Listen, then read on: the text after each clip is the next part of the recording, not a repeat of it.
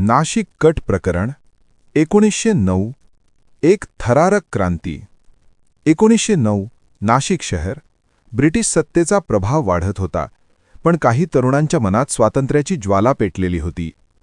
21 डिसेंबर 1909 एका नाटकगृहात गोळ्या झाडल्या गेल्या आणि एका ब्रिटिश अधिकाऱ्याचा मृत्यू झाला. कोण होता तो तरुण? का घेतला त्याने हा निर्णय? आणि या घटनेने महाराष्ट्रात क्रांतीची नवी लाट कशी निर्माण केली? चला जाणून घेऊया नाशिक कट प्रकरणाची संपूर्ण थरारक कथा. 1905 नंतर बंगाल विभाजनामुळे देशभर असंतोष वाढला होता. महाराष्ट्रातही क्रांतिकारक चळवळी सक्रिय होऊ लागल्या. या काळात एक संघटना तयार झाली, अभिनव भारत. ही संघटना स्थापन केली होती विनायक दामोदर सावरकर यांनी. युवकांमध्ये सशस्त्र क्रांतीची भावना निर्माण होत होती. जॅक्सन कोण होता? नाशिकचा जिल्हाधिकारी होता, A.M.T. जॅक्सन.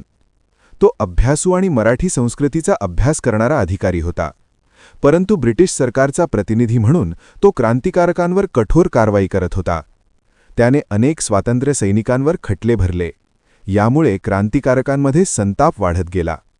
अभिनव भारत संघटनेतील काही तरुणांनी निर्णय घेतला, ब्रिटिश अधिकाऱ्याला ठार मारून सरकारला धक्का द्यायचा. ही जबाबदारी स्वीकारली एका 18 वर्षांच्या तरुणाने, अनंत लक्ष्मण कान्हेडे. त्याच्यासोबत होते कृष्णाजी कर्वे, विनायक देशपांडे. योजना आखली गेली.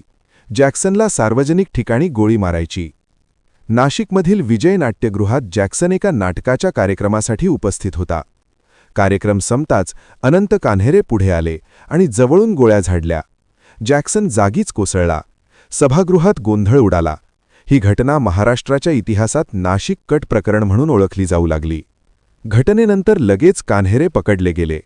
तपासात अभिनव भारतचे धागेदोरे सापडले. एकूण 38 जणांवर खटला चालवण्यात आला. न्यायालयाने कठोर शिक्षा सुनावली. 19 एप्रिल 1910 रोजी अनंत कान्हेरे, कृष्णाजी कर्वे आणि विनायक देशपांडे यांना ठाणे कारागृहात फाशी देण्यात आली. त्यावेळी कान्हेरे फक्त 19 वर्षांचे होते. इतक्या कमी वयात देशासाठी प्राणार्पण. महाराष्ट्रात क्रांतिकारक चळवळीला वेग मिळाला.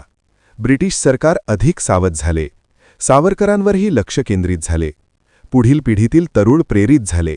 नाशिक कट प्रकरणाने दाखवून दिले की महाराष्ट्रातील युवक स्वातंत्र्यासाठी काहीही करू शकतात.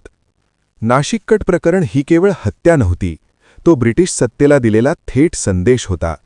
ही घटना दाखवते की स्वातंत्र्य मिळवण्यासाठी अनेक तरुणांनी आपले तारुण्य आणि जीवन अर्पण केले.